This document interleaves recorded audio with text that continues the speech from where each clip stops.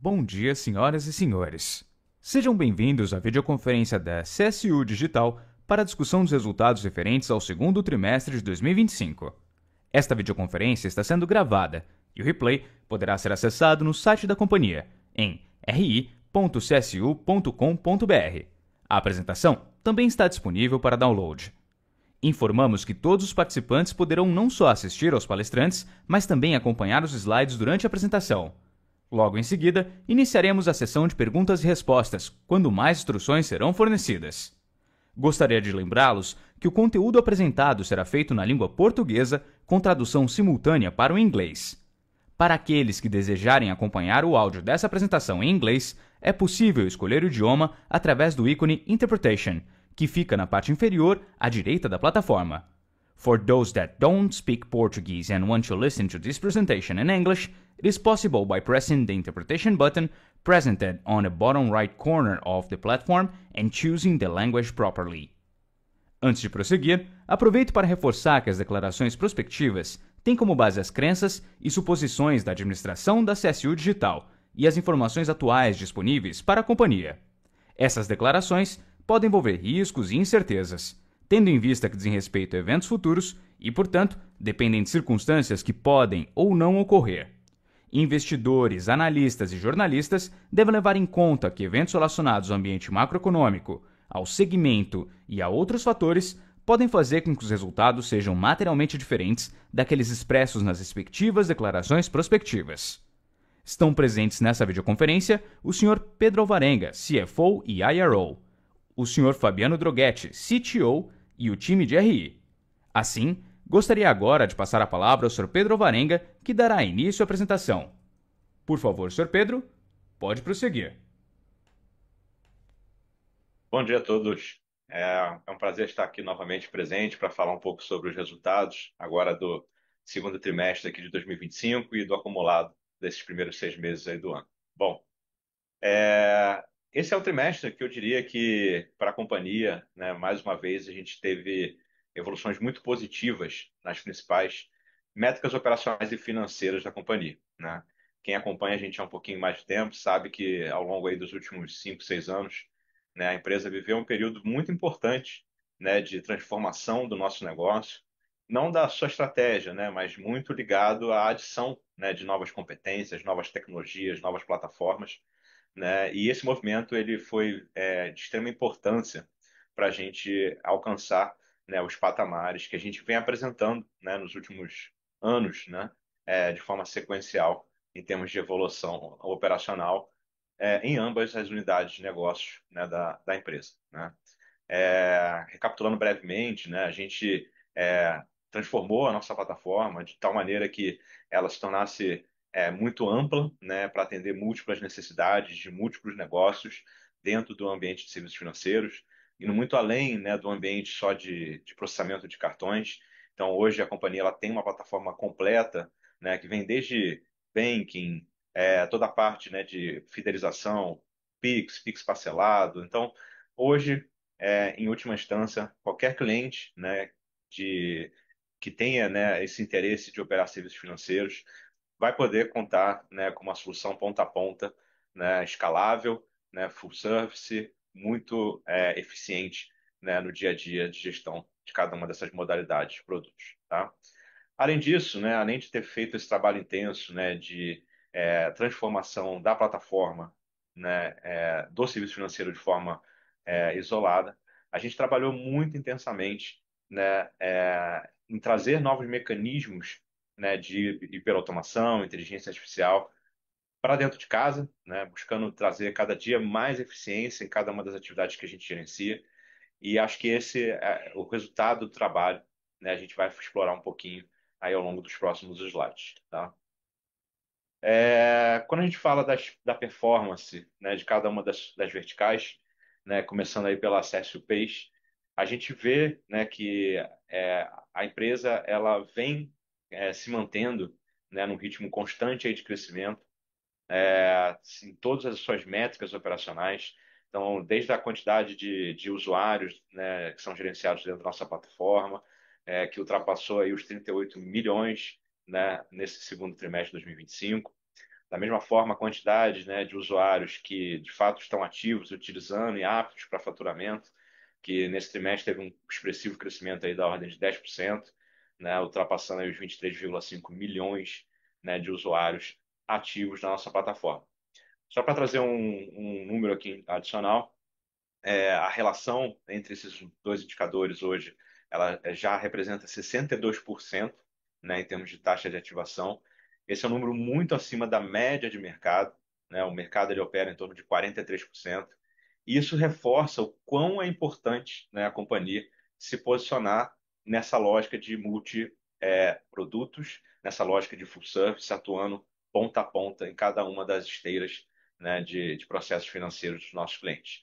A gente de fato consegue ter, né, um resultado, né, muito destacado em relação aos concorrentes. A gente acaba tendo muitas vezes resultados destacados até naquelas empresas, aqueles bancos que têm, né, muitas vezes processamento dentro de casa. E isso faz com que a gente de fato tenha mantido ao longo, né, de toda a trajetória da companhia, que são 33 anos, nessa posição de liderança dentro da nossa indústria. Tá? Outro grupo de informações que é importante pelo lado operacional tem a ver com as transações, tá? A gente, da mesma forma que aumenta a quantidade de usuários, né, o Fabiano vai explorar um pouco essa agenda mais à frente.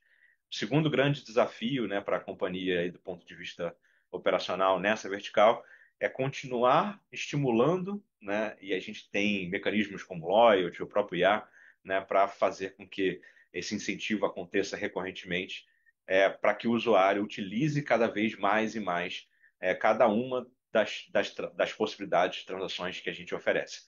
Então, da mesma forma, a quantidade de transações vem crescendo aí 18% ao ano, né, desde 2021.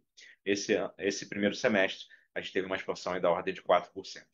E o volume financeiro, né, da companhia é um número muito relevante quando a gente pensa até de termos né, de representatividade no volume financeiro transacionado no país como um todo, já ultrapassa os 234 bilhões de reais. Tá?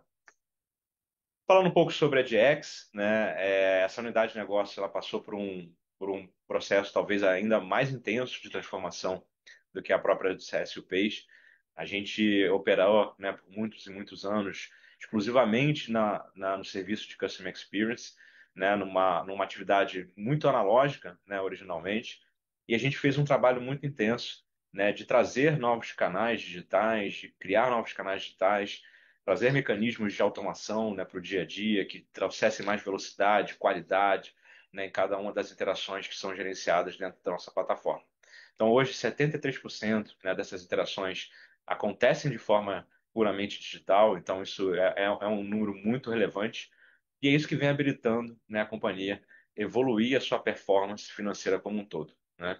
Além disso, a gente criou novos produtos, né? O RaaS, né, foi lançado no final de 2023, onde a gente, além de fazer esse primeiro atendimento, né, do cliente, a gente atua nas esteiras de processos, né, sejam elas de onboarding, curadoria de documentos, toda a parte de prevenção à fraude. Então, a gente entra em camadas muito mais complexas, né, que demandam muito mais tecnologia, né, para você gerenciar grandes volumes. Né? Esse produto ele tem de fato mudado a dinâmica, né, de crescimento dessa vertical. A gente vem conseguindo, né, um ritmo bem acelerado de prospecção comercial. Então foram 8 novos contratos, né, celebrados aí nos últimos 12 meses, dos quais 6 já estão implantados. Só para relembrar, né, no último trimestre a gente tinha fechado 7 contratos, então agora são 8, né? A gente fechou mais um novo contrato com um novo cliente nesse trimestre, nesse último trimestre de 2025. A consequência, né, natural dessa evolução operacional que eu comentei anteriormente é que a empresa ela entra num ritmo diferente, né, e muito mais acelerado de crescimento do que a gente vinha apresentando nos últimos anos, né? Do ponto de vista operacional, a gente vem crescendo 2 dígitos já há bastante tempo, mas esse processo de mudança, né, de plataformas, de digitalização, acabava sacrificando muitas vezes o preço unitário de cada uma das transações, de cada uma das interações, e o que fez com que a gente crescesse num ritmo ali de 5, 6, 7%, né, ao longo aí dos últimos 5, 6 anos. Quando a gente afasta esse efeito e passa a olhar para o operacional, né, basicamente, a gente muda essa dinâmica de crescimento, a empresa ela acelera, né, essa toada.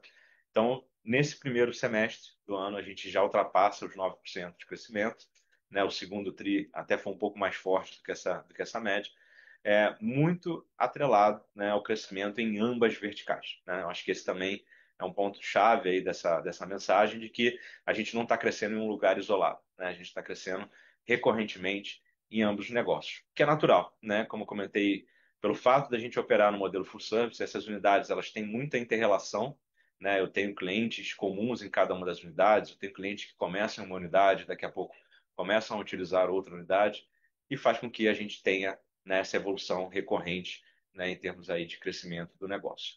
Na Cécio Page, né, acho que o grande destaque tem a ver com a nossa estratégia de farmer, né? A gente conseguiu ao longo desse ano, né, evoluir as relações que a gente tem, né, com a base, né, de empresas que operam nessa vertical, né? Só nesse trimestre a gente celebrou 3 novos contratos para a comercialização de novos serviços, né, como Pix, outros serviços, né, ligados a essa orquestração dentro do ambiente de transações de pagamento, né, e crédito que a gente faz no dia a dia, tá? Então, acho que o grande destaque fica realmente para a área de farmer, né, quando a gente fala da Page. Na DX, boa parte desse crescimento tem mais a ver com a aquisição desses novos contratos, né, que envolvem clientes tanto da base, né, corrente do nosso negócio, quanto clientes que não participavam até então da nossa carteira. Então, a gente tem hoje, né, conseguido alcançar, né, várias outras indústrias, como telecom, né, a própria indústria de serviços financeiros, seguros. Então, a gente ampliou muito, né, a nossa capacidade de atender novos mercados, e isso se traduz nesse forte crescimento da Cessio DX, que nesse primeiro semestre já apresenta um crescimento acima de 15%. Quando a gente fala, né, em termos de resultado, né, especificamente em termos de lucro bruto, a companhia, ela, como eu comentei, né, ela acaba se beneficiando de todo esse movimento, né, de digitalização que foi feito aí ao longo dos últimos anos em ambas verticais, né? Então, gradativamente, a gente vem aumentando a nossa rentabilidade, a nossa produtividade, né, por cada uma das transações e interações que a gente gerencia na nossa plataforma.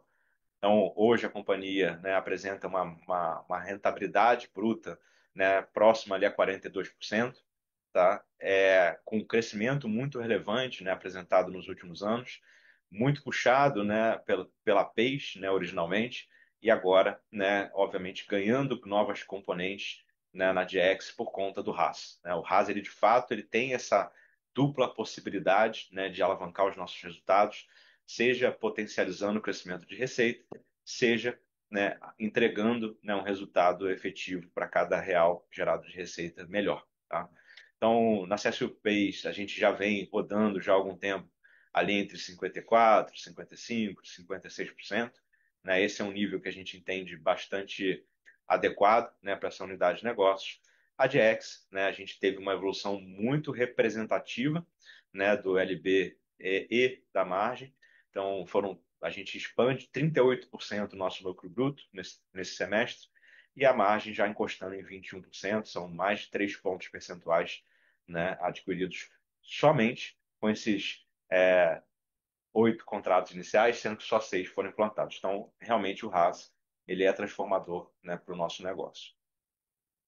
Quando a gente olha para os demais indicadores financeiros, né, da mesma forma, né, a empresa ela tem uma capacidade relevante, né, de alavancar os seus resultados operacionais. A gente é uma companhia que gera, né, muito resultado, né, em LB, e tem uma despesa administrativa, né, que ela se torna muito, em geral, flat, né, ela tem esse poder de alavancagem operacional relevante.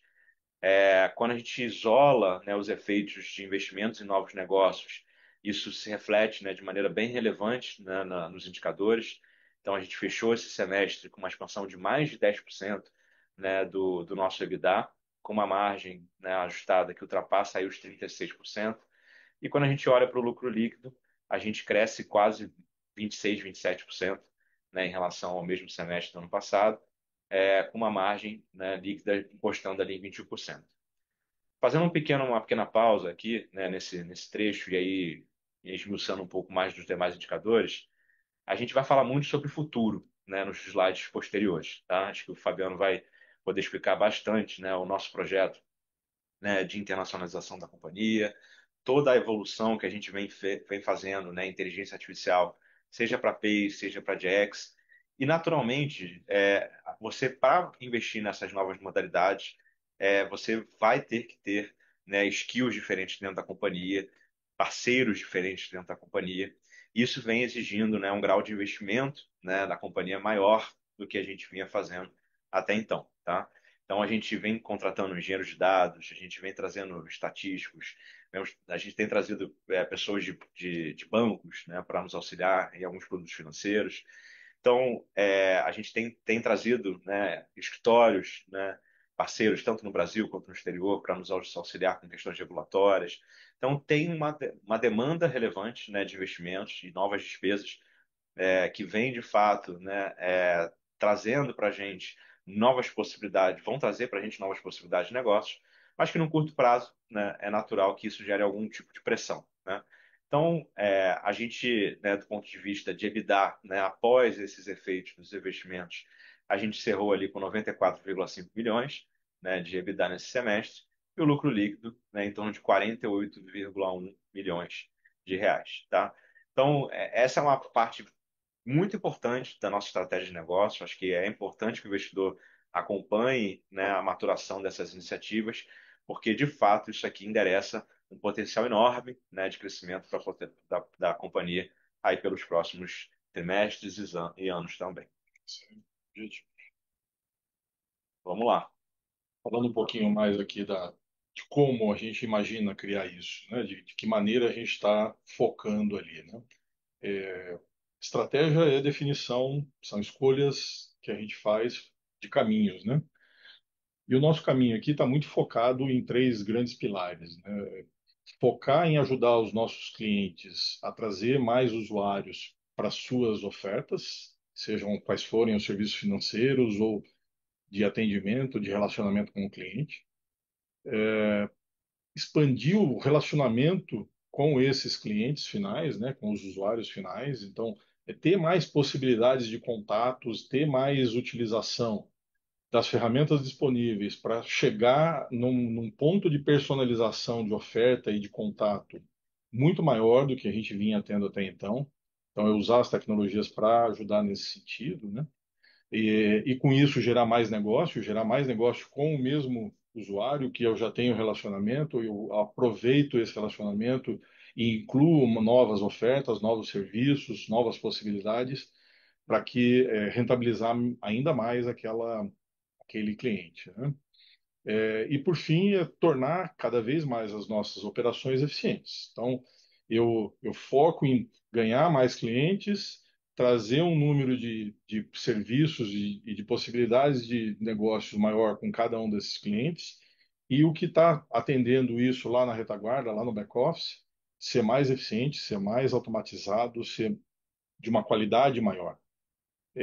Olhando sempre para o relacionamento digital com esse cliente, olhando sempre para a personalização desse relacionamento e com foco muito nessa fidelização.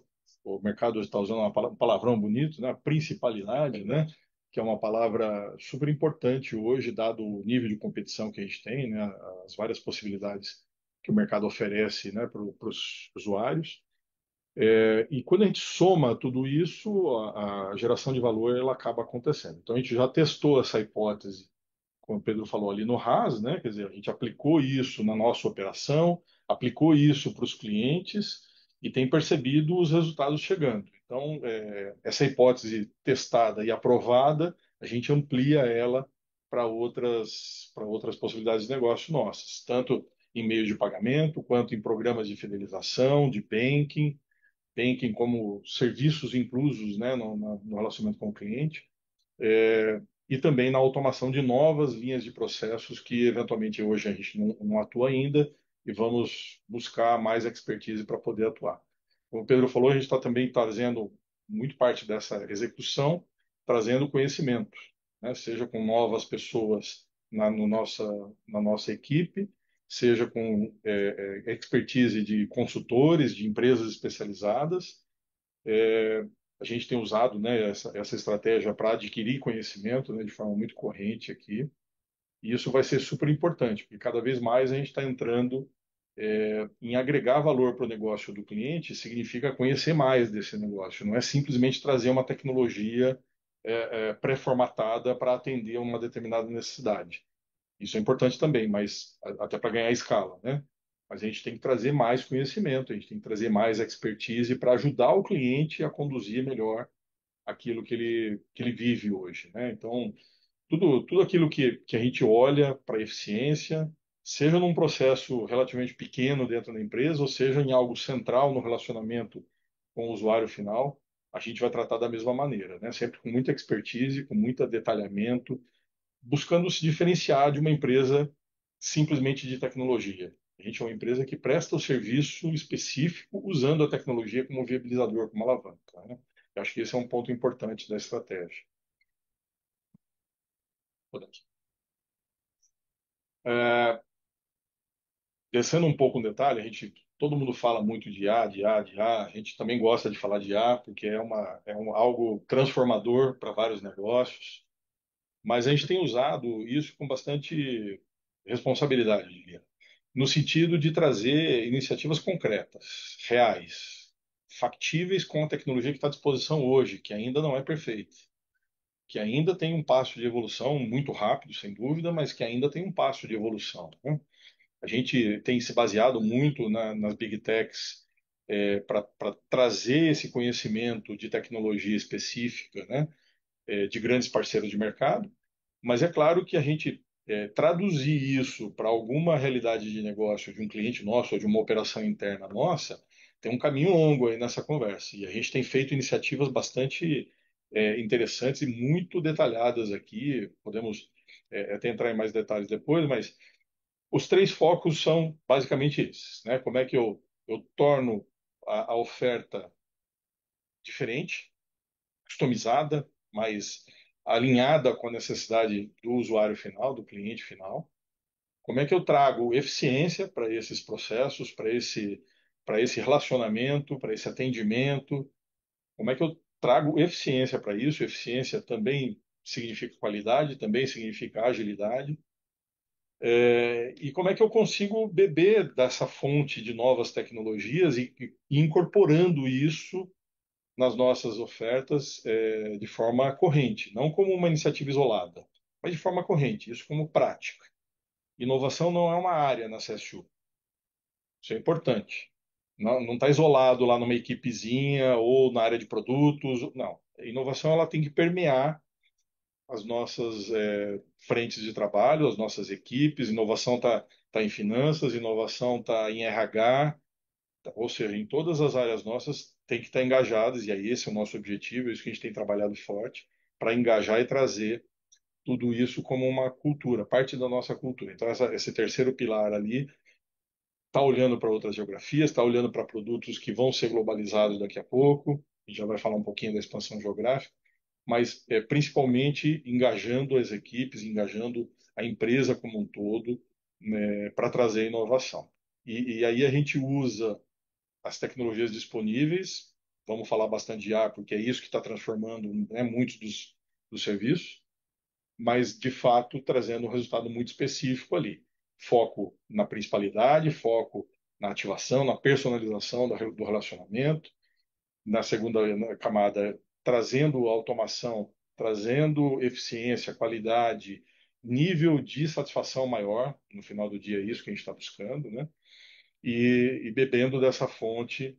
Hoje a gente tem trazido muitas startups para perto do nosso relação do dia a dia. E isso é um desafio importante.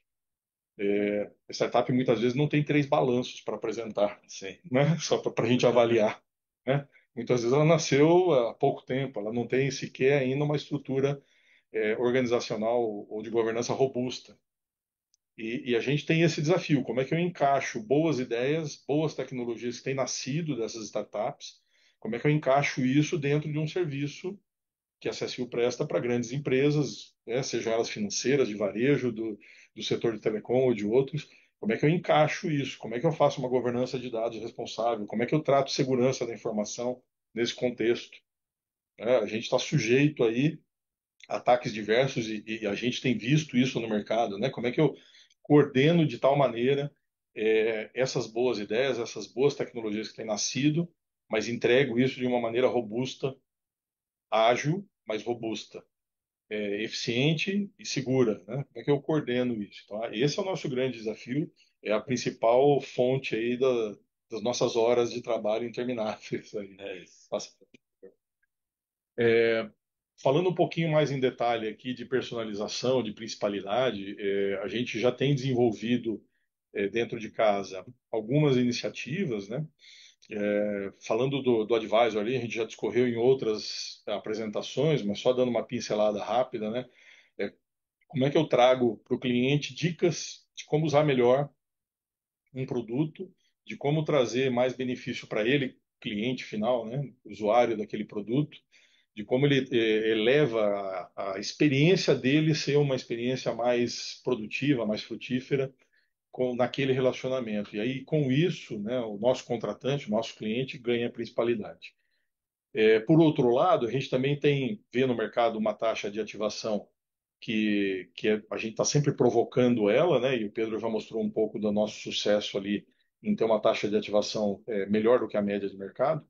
Mas isso tem a ver também com escolher as campanhas adequadas, a comunicação, os benefícios adequados para trazer aquele usuário para dentro do jogo, né?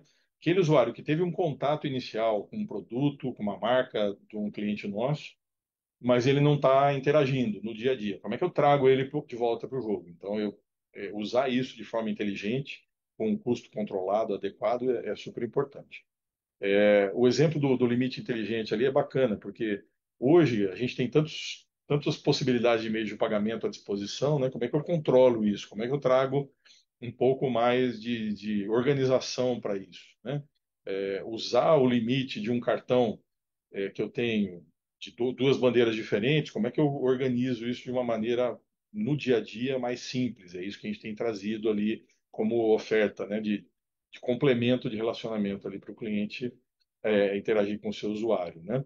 O autorizador inteligente é outro item importante, né? Quantas vezes a gente já sofreu uma determinada situação de estar numa farmácia e não conseguir concretizar uma compra por uma questão qualquer, e é um momento crítico ali, um momento mais delicado, né? Então, a gente ter um autorizador que consiga identificar certas situações, né? Às vezes você estourou o limite por poucos reais, né? Então, é, permitir que aquela transação aconteça num, num efeito de confiança com aquele cliente certamente vai trazer a tal da principalidade para a mesa, né? Então, acho que isso é super importante, de forma responsável, né? Sem estourar também o seu risco de crédito. E, por fim, não dá para falar de produtos financeiros sem falar de segurança. A gente lida com um volume de dados muito grande dos nossos clientes, né? São 38 milhões de contas e cartões que a gente lida no dia a dia, né? São bilhões de transações que a gente faz de APIs por semana, por mês. E isso tudo demanda, né, um cuidado muito grande com toda a área de segurança. E a gente tem investido bastante forte nisso, né? Talvez o maior foco de investimento nosso é em criar essas experiências de forma segura, de forma controlada, de forma a ter as ferramentas adequadas para impulsionar o negócio, não para travar o negócio. Segurança tem que ser parte integrante da entrega, não aquela área que está ali para fazer, né, colocar empecilhos, né, no lançamento de novos produtos. Então, acho que a gente tem feito isso de forma bastante corrente também. Acho que, e é óbvio, usando a IA, ela já vinha sendo utilizada em ferramentas de segurança já há muitos anos, talvez não com esse nome, mas já vinha sendo usada, né? É claro que a gente reforça isso agora até com as novas possibilidades, né? Áreas que antes eventualmente eram feitas usando muito de técnicas de machine learning específicas, agora elas também já evoluíram, então é sempre uma corrida, né? Sempre uma briga entre o fraudador e a nossa tecnologia, né? Tá sempre essa briga acontecendo A gente tem aqui bastante orgulho do que a gente construiu até agora, mas não pode parar um segundo sequer, porque o mundo dos fraudadores é muito dinâmico, né? Então, E aqui, gente, só um comentário adicional, assim, cada uma dessas iniciativas, para deixar bem nítido, assim, elas são extremamente correlacionadas, né, com o ponto anterior, né, que o Fabiano comentou, né? Quando eu coloco novos produtos, novas soluções, eu, na prática, estou trazendo novas empresas, né, como potenciais clientes. Essas empresas trazem mais usuários. Se esses usuários estão mais ativos, né, e transacionando, a companhia, né, gera mais resultado, né? E se essas transações são seguras e válidas, mais ainda. Então, cada um desses itens, né, tem muito a ver, né, com essa estratégia de crescimento, né, da companhia. sim. Quando a gente olha para o RaaS em especial, né, o Pedro já comentou um pouco da importância, né, dessa linha de produtos dentro da organização e, sobretudo, no resultado da DX, né, o quanto isso tem trazido para a gente. Tem trazido também algo importante, né, tem aberto portas, eventualmente, em clientes que a gente estava até com mais dificuldade de ter acesso. O RaaS ele acaba sendo um habilitador desse relacionamento e, com isso, novas oportunidades têm surgido, inclusive na Pace. A gente hoje está num passo de evolução do RaaS com uma visão muito clara aqui, né? Hoje a gente está desenvolvendo o que a gente chama ali de RaaS 3.0, que na verdade é o uso da IA generativa, né, dessa tecnologia à disposição já no mercado, já a um custo razoável, já com uma tecnologia mais acessível, usando isso, aplicando isso em processos, em automação de processos, trazendo a hiperautomação de fato, né? Não simplesmente um robô que executa uma tarefa pré-programada. E expandindo também essa execução, muitas vezes, no relacionamento com o cliente. Às vezes eu preciso trazer do cliente um input para aquele processo. E hoje ainda é feito a partir de um ser humano conversando. A gente pode já começar a ter, já estamos testando, né? A gente já pode começar a ter isso produtivo usando a IA generativa para interagir, seja lá qual for o canal. Pode ser voz, pode ser WhatsApp ou o que for, no app do cliente, para poder ter o input ou dar algum resultado, de maneira que a gente faça o processo automatizado de fim a fim, sem depender de um ser humano interagir. E aí, olhando para o próximo passo, né, muito tem se falado em tecnologia. Para quem cobre tecnologia vai entender, né, os tais agentes. Né? O que são os agentes de IA? Nada mais são do que aplicações especializadas do uso de tecnologia de IA em algum processo de negócio, em alguma interação de produto, né, em alguma solução de algum problema. Então, o agente ele nada mais é do que a tecnologia treinada para uma função. Né? Para quem assistiu Matrix e gosta de cultura nerd, né? Os agentes eles aparecem ali de uma forma muito presente, né? Mas fazendo o paralelo agora com a realidade, a gente tem desenvolvido, por exemplo, agentes que vão tratar de ajudar o ser humano a ser mais eficiente, né? Que a gente chamou aqui de IA do operador, né? Todo operador nosso que interage com o cliente final ou com o processo, ele tem à disposição, vai ter já à disposição dele agentes que ajudam ele a ser eficiente. Então, ele não precisa mais ficar fazendo uma pesquisa, lendo um documento, ou relembrando, ou perguntando para o colega ou para o gestor. Ele já traz ali aquele agente para apoiá-lo a fazer um atendimento mais rápido, mais eficiente, ou a resolver um determinado problema de back-office de forma mais assertiva. Né? Então, esse é o tipo de desenvolvimento que a gente está mirando já na próxima etapa do RaaS, que é a utilização de agentes, não simplesmente de processos automatizados ou hiperautomatizados, mas de agentes que resolvam problemas de forma inteligente de fato. Então, acho que esse roadmap aqui é um roadmap que a gente está com um foco muito grande, olhando de forma muito. E aí sim vem as startups ajudando a gente a trazer novas ideias, novas possibilidades, né? Tem surgido muita gente boa no mercado aplicando, criando agentes de IA para problemas muito específicos. Né? Eu vou fazer análise de crédito, já se usa IA para fazer análise de crédito já há algum tempo. Agora, um agente que resolva um problema específico dentro dessa esteira que é muito longa, isso ainda é bastante recente. E ali a gente está olhando com todo cuidado o mercado ali. Né? E, de novo, né, traduzindo em números, a expectativa é no final do dia que cada um dessas evoluções elas tragam mais volume, mais capacidade de escalar o negócio e, obviamente, né, muito mais produtividade, muito mais eficiência e muito mais rentabilidade para a gente, para o nosso cliente, né, é o famoso modelo todo mundo ganha, né? O usuário final fica mais satisfeito, a qualidade melhora, para a gente se torna um business mais rentável, e para o nosso cliente, da mesma forma, ele equilibra, né, a fidelização, principalidade e eficiência, né, no dia a dia. Que essa é uma maneira até de reforçar nosso posicionamento de relacionamento de longo prazo, né? Nenhum cliente fica na CSU porque ele tem um contrato de longo prazo com a gente. Isso também é importante, óbvio. Mas ele fica porque ele está satisfeito, ele fica porque ele entende que a gente está trazendo novidades, a gente está trazendo tecnologia para ajudá-lo a se diferenciar na competição que ele tem, né, com os seus competidores tradicionais de mercado. Então, acho que isso é importantíssimo, né? A gente está investindo não é simplesmente para estar na onda da IA, não é simplesmente para falar que o nosso produto, né, foi feito um IA washing ali e ele agora é. Não, a gente tem que trazer coisas concretas ali para poder ajudar o nosso cliente a se diferenciar. E isso tem sido um mote só nos últimos 33 anos, né? Exato. Falando um pouquinho de geografia, da expansão geográfica, né? É claro que o Brasil é um mercado importantíssimo para a gente, é o nosso nascedor, e foi aqui que a gente se cresceu e se fortaleceu. Mas existe hoje uma conjuntura de fatores, a gente já comentou em outras reuniões como essas, né? Existe uma conjuntura de fatores que parece ser muito favorável a gente atacar o mercado americano especificamente, norte-americano. Apesar de toda a discussão política e macroeconômica, né? O mercado continua sendo extremamente interessante para a nossa oferta. O potencial que a gente tem de competir com o mercado americano já é algo que é bastante conhecido nosso. Então, esse é um fator importante. A gente já compete com esses players americanos aqui no Brasil. Já sabemos quais são as suas fortalezas e suas fraquezas, como eles atuam, e a gente acredita que tem diferenciais importantes ali, tanto que a gente está super bem estabelecido aqui no Brasil com a liderança de mercado frente a eles. A gente já sabe também que não dá para chegar numa geografia nova de peito aberto e achar que vai fazer tudo sozinho, né?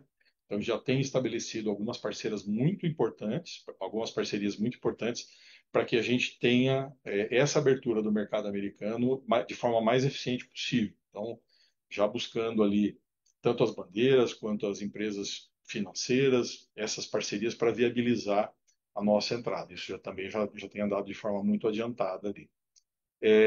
A implementação da operação, a gente já tem conduzido, né, os trabalhos de customização, de eventuais ajustes nas nossas plataformas, de maneira que elas atendam o regulador americano, de maneira que elas atendam o mercado, a forma que o mercado americano gosta de trabalhar, tem as suas particularidades em relação ao Brasil. O Brasil é muito mais complexo, mas tem as suas diferenças lá também, né? Então, é importante a gente ter essa visão muito clara, né, daquilo que a gente pode ajudar o mercado americano a até se transformar, mas de outro lado, a gente também tem que se adequar a entrar no ritmo deles para depois a gente ir seguindo com inovações ali. Então, tem esse binômio é importante também, né? E na implementação da operação, a gente, com os desafios naturais desse tipo de iniciativa, né? Mas o sucesso inicial que a gente teve aqui já nos dá a indicação de que o caminho é bastante importante para a gente, né? Algumas certificações vão ser necessárias, a gente já disparou elas, seja homologações formais, né, com as bandeiras, etc., sejam certificados de auditorias que a gente vai precisar apresentar para os clientes para se habilitar a ser um provedor de serviços, né?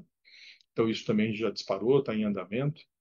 E vamos esperar um lançamento em breve aí, que a gente está com bastante expectativa aí já dos primeiros resultados aí para o final deste ano, início do ano que vem.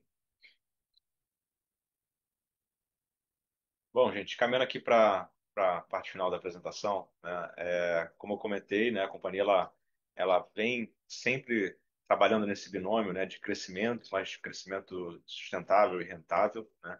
Esse é o nosso DNA, é como a gente, né, gerencia, né, o business no dia a dia. Então, do ponto de vista aí de geração operacional, a companhia continua gerando, né, bastante resultado. Estamos falando de uma conversão do EBITDA de 86%, né, em caixa operacional.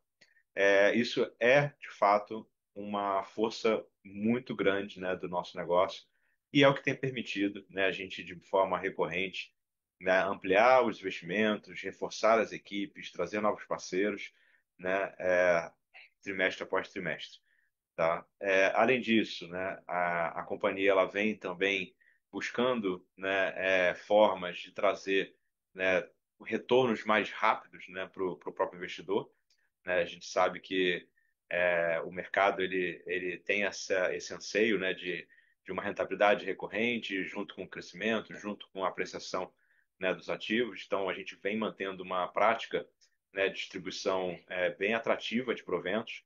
Tá? Estamos falando de um payout da ordem de 50%, mais de 7% de dividend yield, né, praticado aí, né, nos últimos trimestres.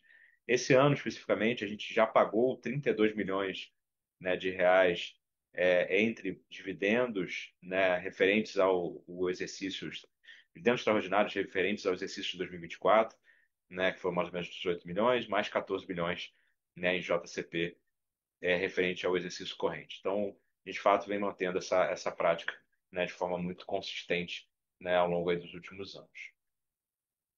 Quando a gente fala aí em termos de mercado de capitais, eu acho que no final das contas, né, a companhia ela vem trazendo mais visibilidade, né, dessa mudança de estratégia, dessa evolução estratégica, né, da evolução do negócio. A gente tem cada vez se aproximado mais, né, dos principais agentes do setor. Né, isso trouxe para a gente aí uma evolução importante, né, do preço das ações, né, e do retorno total para os acionistas, que já passa dos 78%. Tá? A gente também tem tido evoluções importantes aí na, na, na base, né, de investidores. A gente tem cada vez mais vem contando no final, parceiros, né, investidores que são parceiros no dia a dia, que contribuem, né, para o nosso negócio, para a evolução aí cada vez maior, né, de cada uma dessas iniciativas, né, que a gente se propõe a conduzir. Apesar da alta apreciação, né, das ações, a gente ainda continua bem distante, né, em termos de múltiplos de mercado, né, como eu comentei, trazer essa visibilidade para o mercado, né, de tudo que a gente vem construindo, né, é algo que vem sendo feito de forma mais recente. Então, apesar, né, daquela evolução, a companhia ainda vem sendo negociada aí a uma vez receita, 3,7 vezes EBITDA, né, bem distante aí da média do setor, seja no Brasil, seja no exterior. E aí, como considerações finais, né, eu acho que o grande resumo, né, da CSU é uma empresa com foco em resultado, né, uma empresa que está sempre buscando inovação, sempre trazendo novas iniciativas, né, com uma visão aí de longo prazo, né, que é muito importante. Eu acho que, né, uma empresa que tem mais de 33 anos de existência fala por si só, né? A gente está, né, nesse exato momento lançando uma operação, né, nos Estados Unidos daqui até o final do ano. A gente tem investido muito em inteligência artificial para alavancar nas nossas competências técnicas em payments e na parte de hiperautomação de processos. Então, tem muita coisa por vir, não só dos resultados passados, né, que a gente destacou bastante aqui ao longo da apresentação, mas a expectativa é que cada vez mais, conforme esses investimentos amadureçam, a gente consiga alavancar ainda mais aquela performance, né, apresentada. A companhia, né, hoje tem uma estrutura de capital bastante adequada, né, com forte geração de caixa, o que permite manter esse ritmo de investimentos e, obviamente, né, manter aí uma remuneração atrativa para os investidores. Gente, por hoje acho que era esses os principais temas. Vamos abrir agora para a sessão de perguntas e respostas. Obrigado. Iniciaremos agora a sessão de perguntas e respostas para investidores e analistas. Caso deseje fazer alguma pergunta, basta clicar na opção Raise Hand, localizada na parte inferior de sua tela, e aguardar novas instruções. Ou, caso deseje enviar sua dúvida por escrito, por favor, digite sua pergunta, nome e companhia que representa no campo de Q&A. Aguarde enquanto coletamos as perguntas.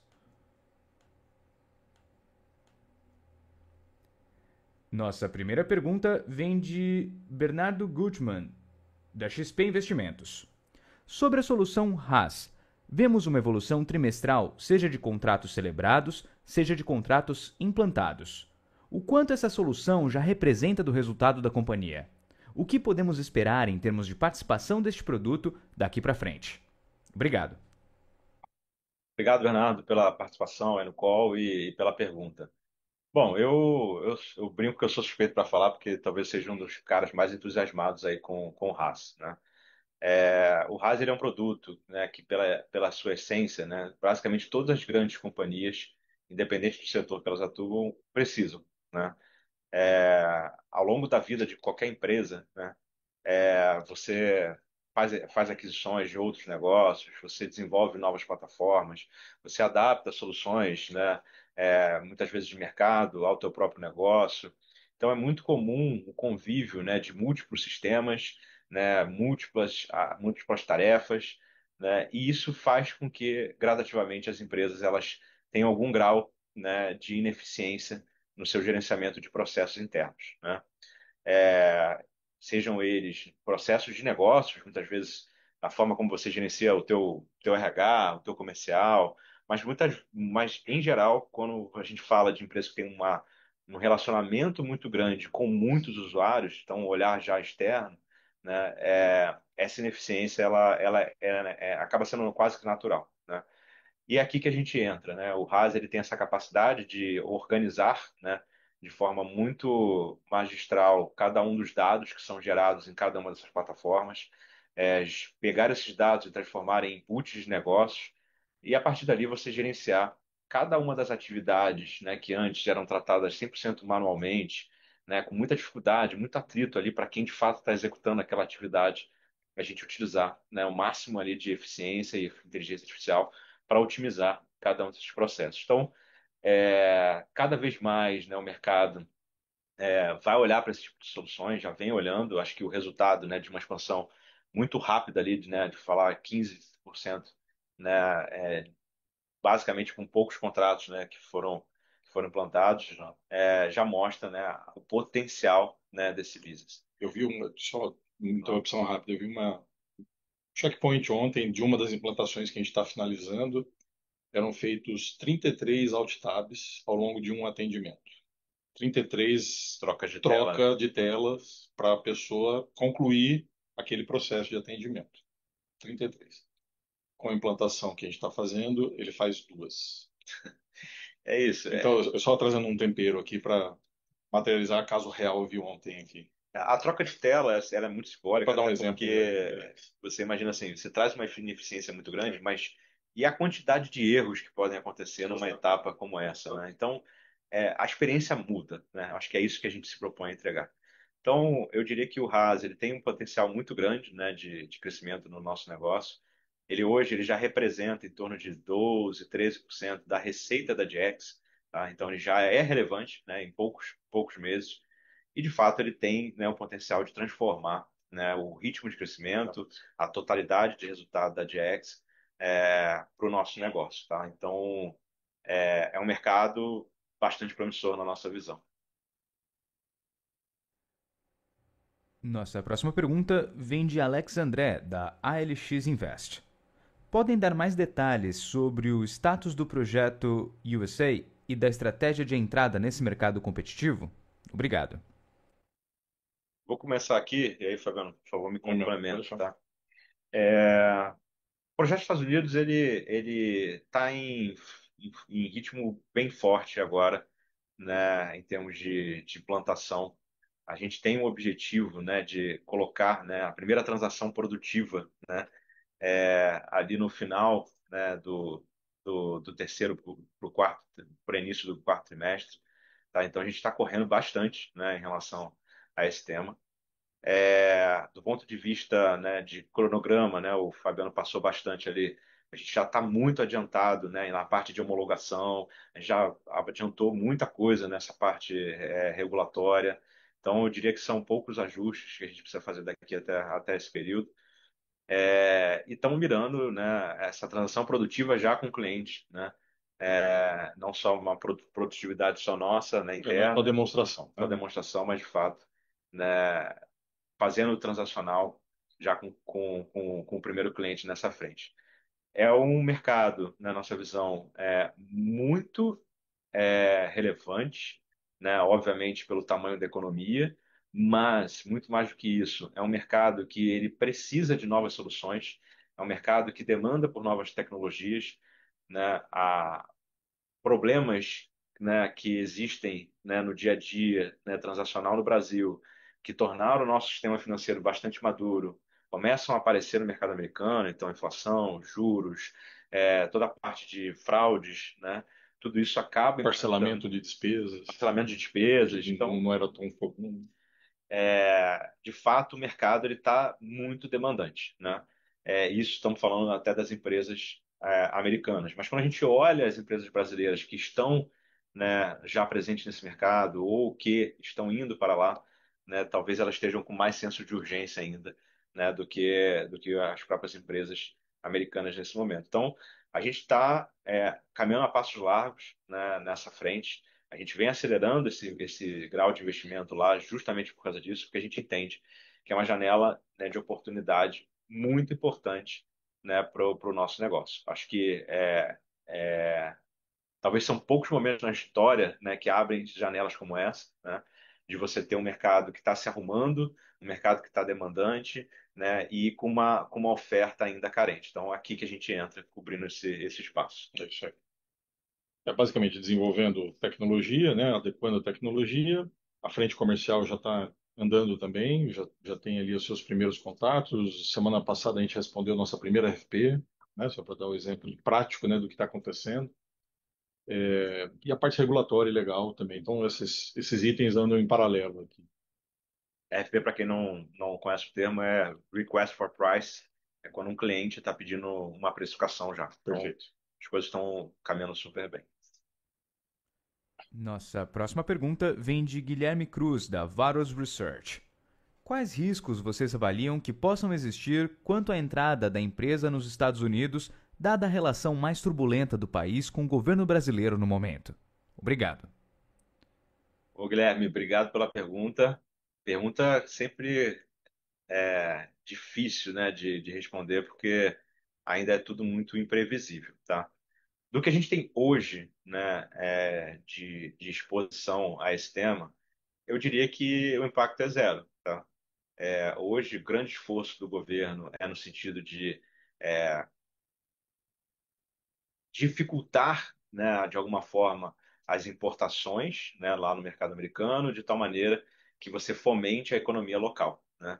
Como a gente está montando uma operação lá, né, é uma operação de fato na região, né, com escritório, com pessoas, né, com a plataforma, né, estando lá, Usando a tecnologia lá, a tecnologia inclusive. lá, né, a gente não vê, né, hoje nenhum tipo de risco maior em relação a esse movimento. Mas a gente tem que monitorar muito de perto, porque essa é uma agenda que muda de um dia para o outro, né, literalmente. Sim.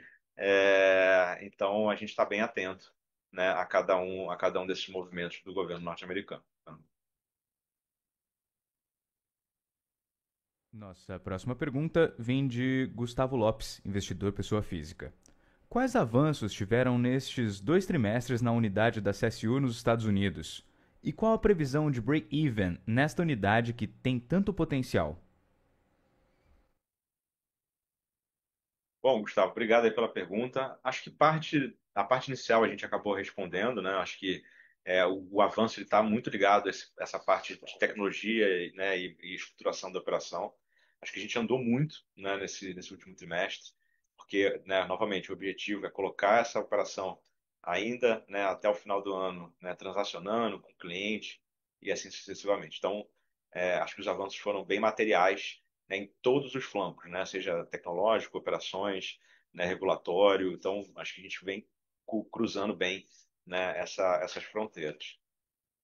Do ponto de vista de break-even, né, a nossa expectativa é basicamente assim: quando a gente fala de payments, né, indústria de payments, toda vez que você assina um contrato com um novo cliente, esse contrato ele leva um tempo até você ter uma maturidade, tá?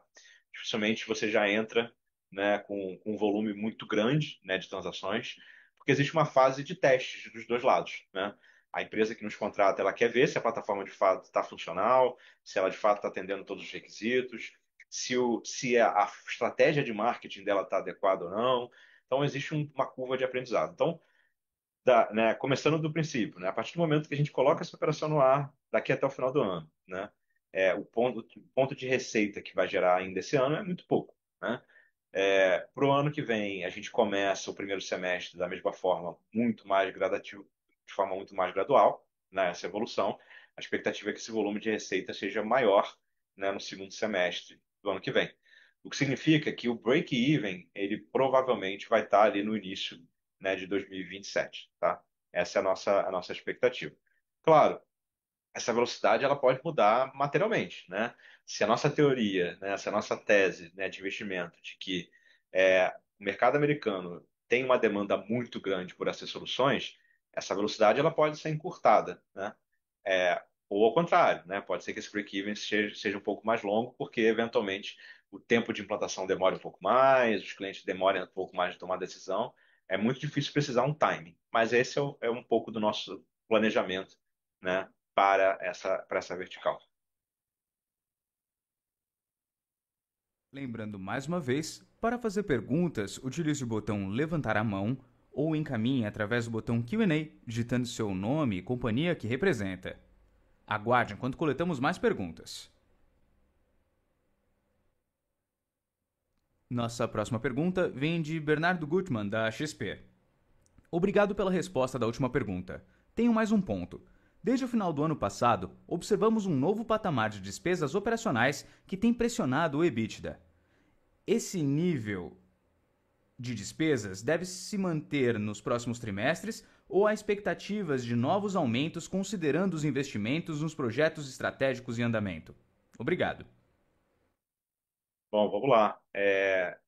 As despesas, né, como eu comentei, elas estão 100% atreladas a cada um desses projetos, né, de inteligência artificial, em especial, né, junto com o projeto americano, tá?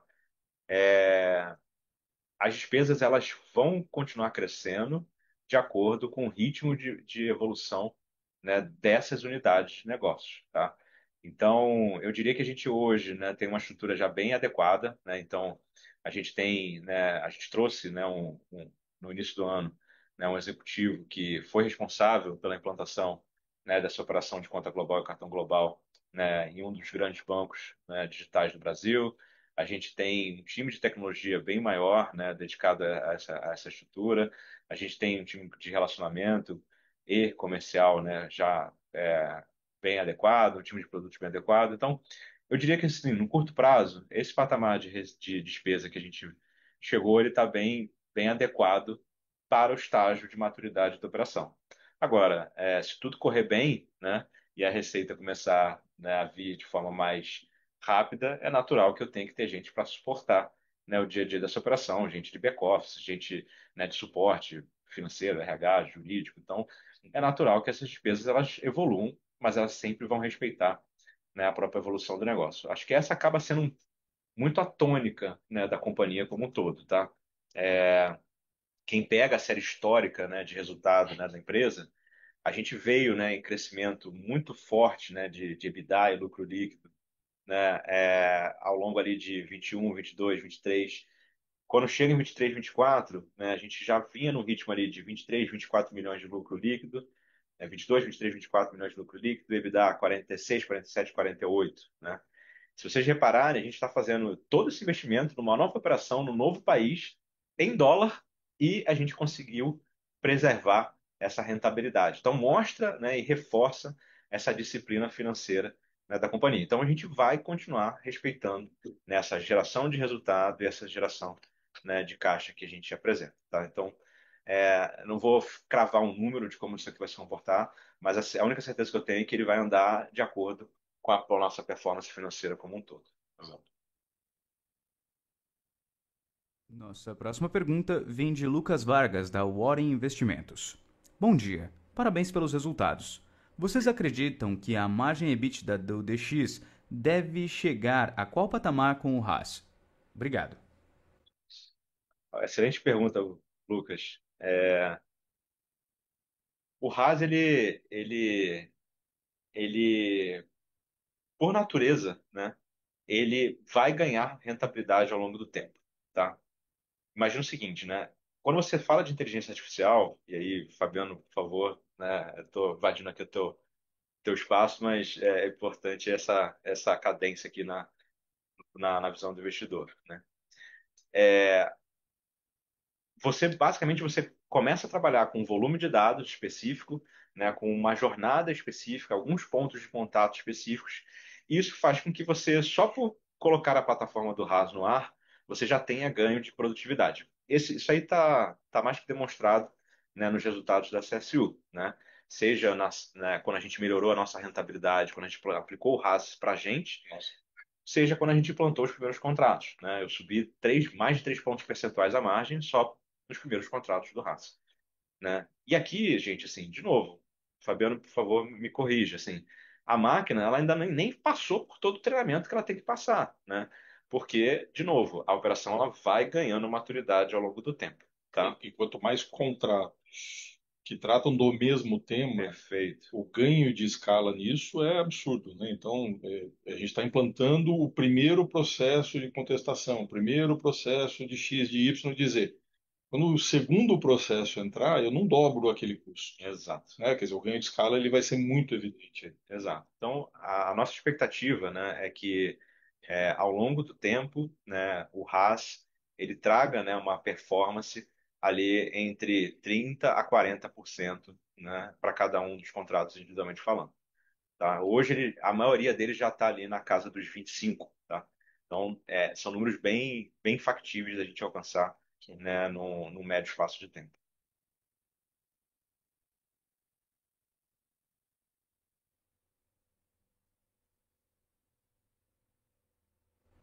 Obrigado. Gostaria agora de passar novamente a palavra ao Sr. Pedro Alvarenga para as considerações finais da companhia.